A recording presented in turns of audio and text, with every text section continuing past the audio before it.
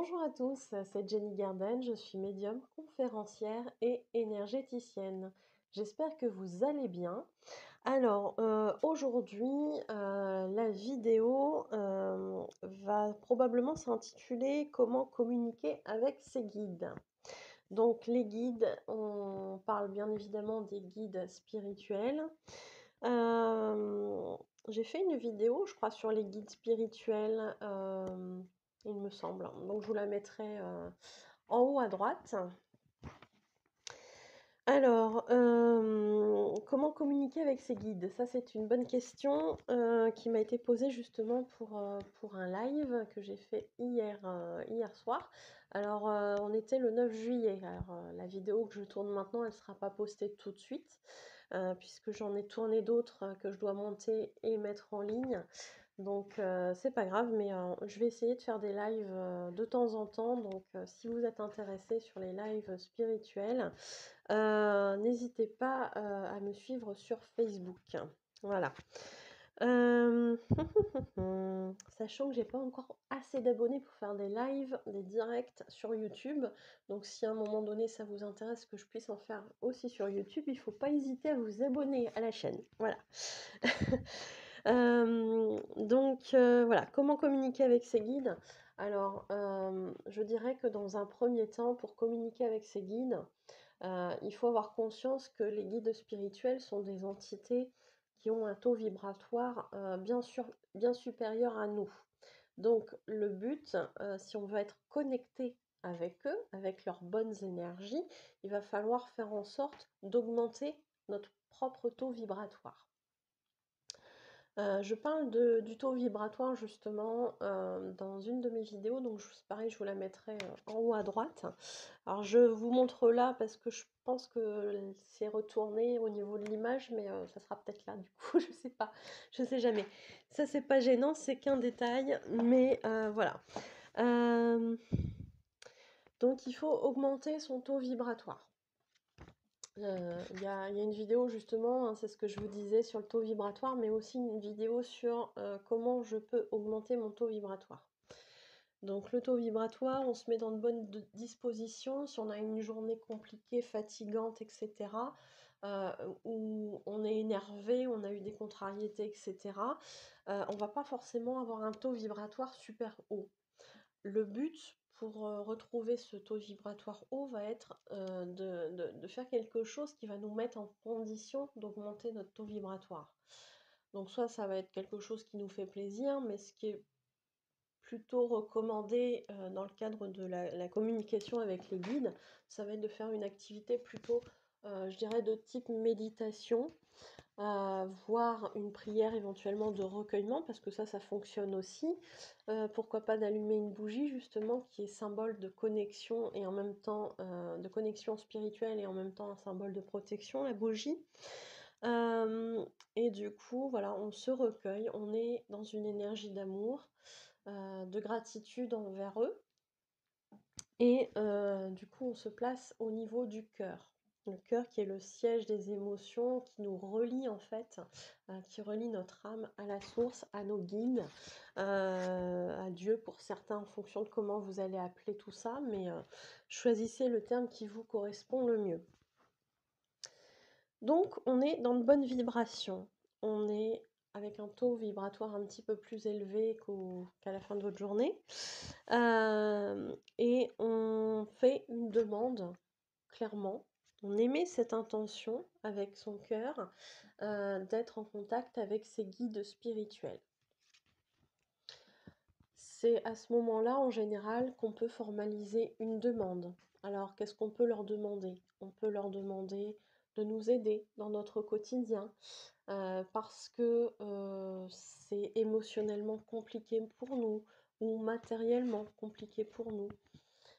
Donc on peut leur demander de l'aide. Sachez que si on ne demande jamais d'aide à nos guides, à nos anges, ben en fait ils ne peuvent pas le faire. Parce qu'on est censé avoir un certain libre arbitre qui justement nous fait dire bah, soit je veux de l'aide, soit je ne veux pas d'aide. Et eux ne peuvent pas s'opposer à ça. Donc si vous ne demandez pas d'aide, vous n'en aurez pas. Donc, la première des choses, demander de l'aide. On peut demander de l'aide, donc que ce soit au niveau matériel, parce qu'il y a des soucis, parce que voilà. Alors peut-être que ces soucis font partie aussi de votre parcours. Ça ne veut pas dire que si vous n'avez pas d'aide, c'est que il faut estimer que vous n'êtes pas assez important ou que vos guides se fichent de vous. C'est pas ça du tout, c'est que parfois certaines épreuves font partie de notre cheminement.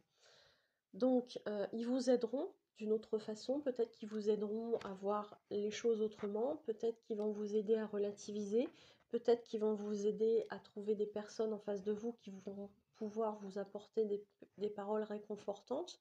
Peut-être que vous aurez un message, si vous êtes en clairaudience ou télépathe, vous pourrez vous-même le réceptionner, ce message, mais peut-être qu'on va vous l'apporter par le biais d'un médium, par le biais aussi de quelqu'un qui est connecté mais qui n'a pas conscience de l'être, et ces phrases vont lui parler. Peut-être que vous aurez des messages dans les journaux, peut-être que vous aurez des messages à la radio. Il existe une infinité en fait de possibilités. Donc, vous pouvez bien évidemment leur demander de l'aide. Vous pouvez leur demander du réconfort quand effectivement ça va pas moralement. Sachez qu'en général, ils nous répondent toujours par rapport à tout ça. Vous allez peut-être sentir des mains comme ça autour de vous, comme si on vous étreignait. Sentir une douce chaleur qui arrive sur vous. Avoir l'impression tout d'un coup que les choses vont s'arranger, alors que 2 secondes avant, vous étiez juste en train de pleurer toutes les larmes de votre corps parce que vous étiez tellement désespéré par rapport à cette situation. C'est tout à fait possible. Qu'est-ce que vous pouvez leur demander d'autre aussi? Que les choses, les relations s'arrangent. C'est tout à fait possible. En fonction toujours de votre parcours et de celui d'autres personnes concernées. Sachez qu'on ne peut pas demander quelque chose à la place de quelqu'un d'autre. C'est-à-dire que vous connaissez un ou une amie ou un membre de votre famille qui est en difficulté, vous pouvez émettre cette intention de dire voilà, ça serait bien qu'il ou elle puisse avoir un petit coup de main. On ne vous le reprochera pas. Par contre, vous pouvez, c'est toujours pareil, hein, selon ce que cette personne doit vivre, ils pourront l'aider d'une certaine façon ou pas. Enfin, après, il y aura toujours une forme d'aide, mais ça sera pas forcément celle que vous imaginiez. Parce qu'en fonction de son parcours, il sera peut-être obligé d'expérimenter cette chose-là. Mais en fait, on ne peut pas demander, par exemple, à ce que les relations entre deux personnes s'arrangent, si on n'est pas concerné soi-même. Voilà.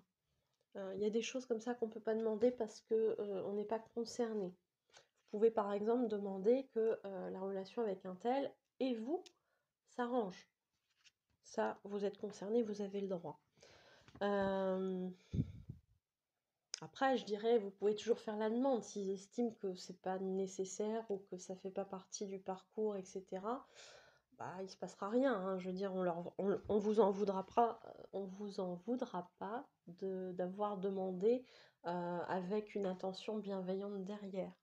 Mais bon, il faut savoir toujours trouver cette limite. Qu'est-ce qu'on peut faire pour demander, pour soi, pour les autres, etc. En général, pour les autres, vaut mieux éviter. Toujours pour soi, toujours très personnel. C'est pas égoïste, c'est juste que c'est une affaire entre vous et là-haut. Donc, c'est comme ça que ça se passe et c'est pas je demande pour il ou elle et puis voilà quoi. Hein, c'est vraiment très très personnel. Quand vous êtes dans cette demande, ayez la foi. Ayez confiance que vous avez été entendu.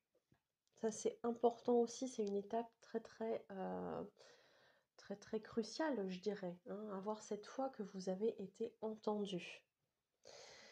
De même que avoir cette foi que ce que vous avez demandé va se réaliser.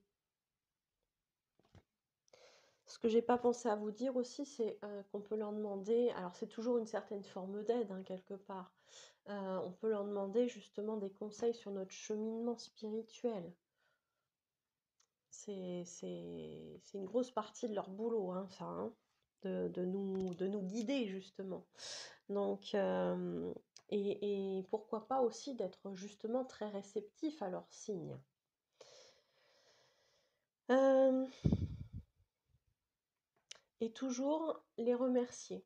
Toujours les remercier, même si ça n'a pas encore eu lieu. Et puis lorsque ça aura eu lieu, remerciez-les aussi avec votre cœur.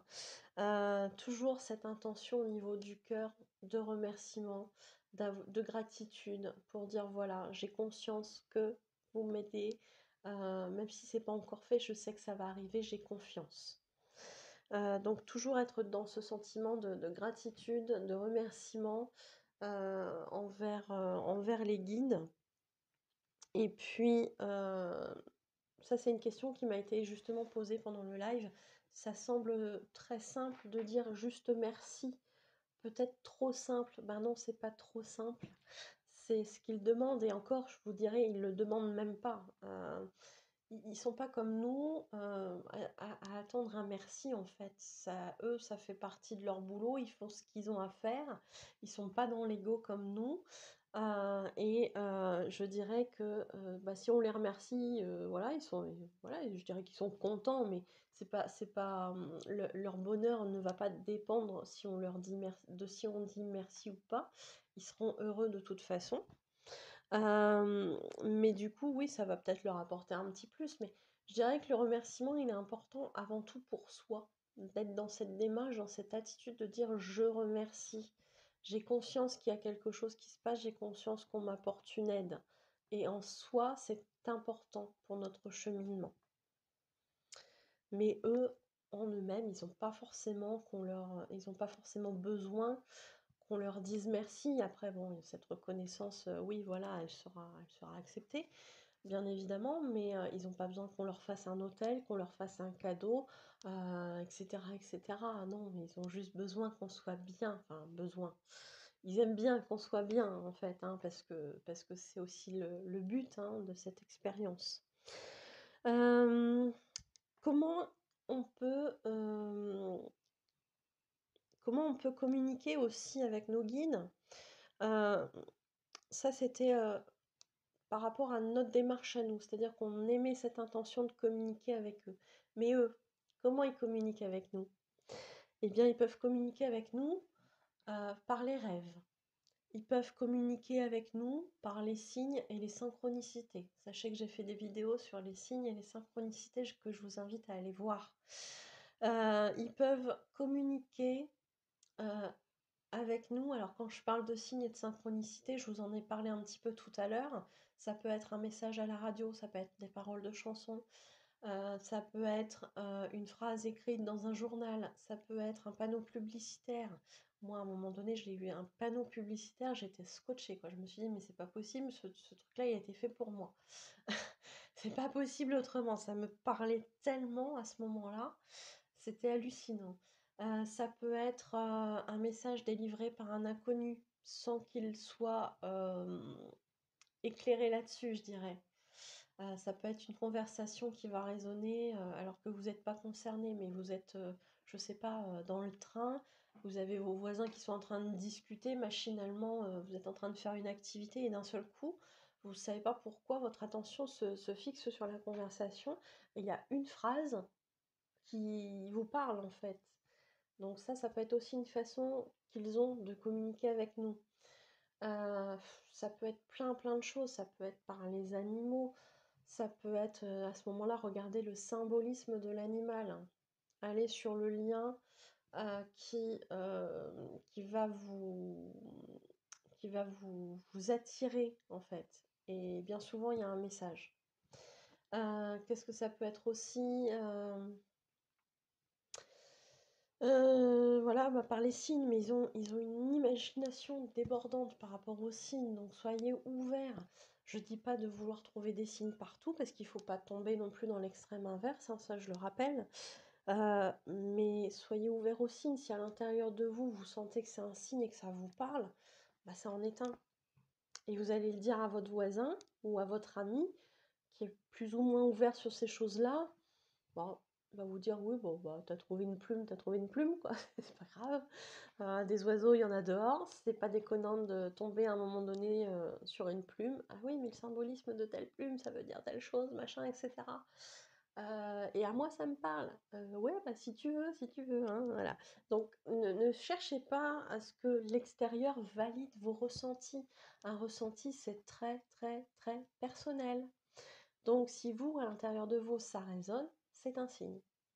Si vous vous posez la question de savoir si c'est un signe, parce que vous pouvez être dans le doute, parce que vous êtes un peu cartésien, parce que on n'est jamais sûr de rien à 100%, bah voilà, restez dans votre doute si vous estimez que c'est mieux pour vous, mais si le signe en question, vous savez à l'intérieur de vous que c'est un signe et que ça vous fait du bien, bah, allez-y, il n'y a pas de mal. Encore une fois, je vous dis, il ne faut pas avoir des signes partout, on est d'accord, mais si à l'intérieur de vous, il y a quelque chose qui vous dit ça c'est un signe, prenez-le comme un signe. Voilà. Ne faites pas votre vie en fonction des signes non plus. Euh, Comment les guides peuvent communiquer aussi avec nous? Bah, pour ceux qui peuvent les entendre, il y a la clairaudience. Donc, c'est l'audition, en fait, par, je dirais, les oreilles spirituelles. Voilà, c'est-à-dire qu'on va entendre quelque chose avec ses oreilles que quelqu'un d'autre à côté ne va pas entendre, parce que lui n'a pas la clairaudience. Donc ça peut être un son, ça peut être une voix, ça peut être une musique, ça peut être plein de choses en fait, tout ce qui est entendable. Et puis bah, si vous entendez des choses que d'autres personnes n'entendent pas et que bien évidemment ça ne peut pas être expliqué par un problème médical, c'est probablement de la clairaudience. Après on peut en parler si vous avez des doutes, il n'y a pas de souci, vous pouvez me contacter. Et puis une autre façon d'entendre ces guides, c'est la télépathie. C'est-à-dire que vous allez avoir des mots, des idées, des images qui vont vous venir. Euh, et, euh, et ça va être de la télépathie en fait, hein. Voilà. Donc vous pouvez communiquer comme ça avec vos guides.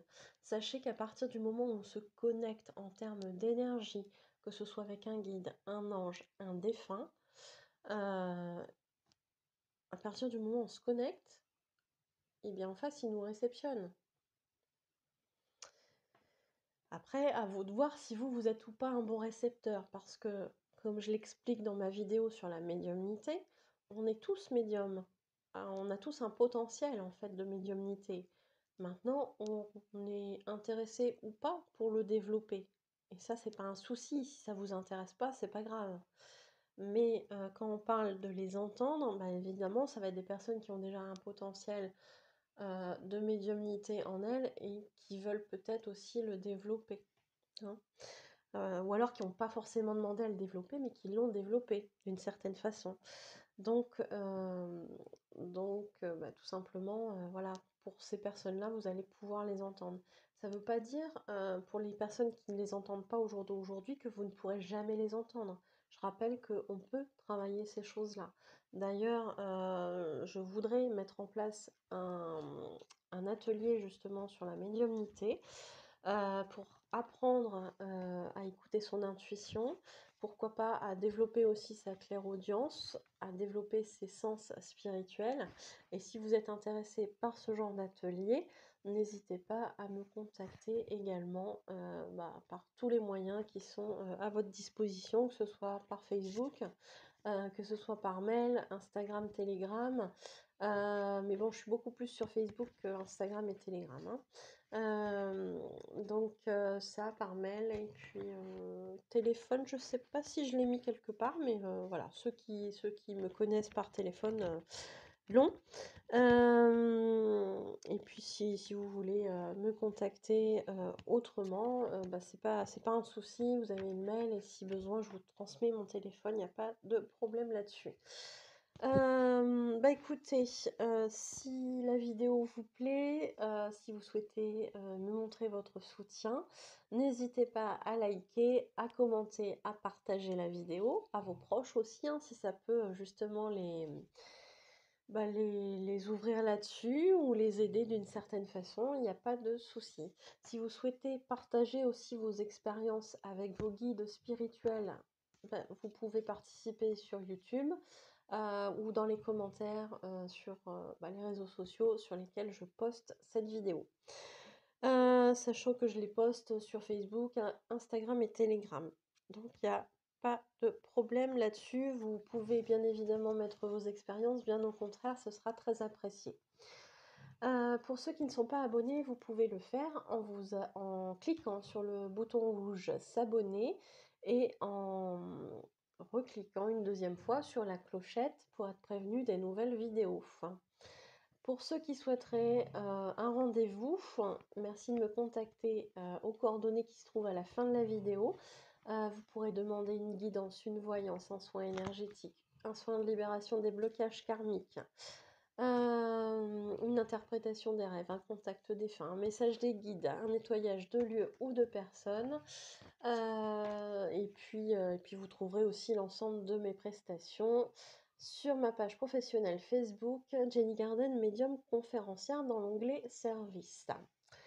Voilà, voilà. Écoutez, je pense que j'ai tout dit.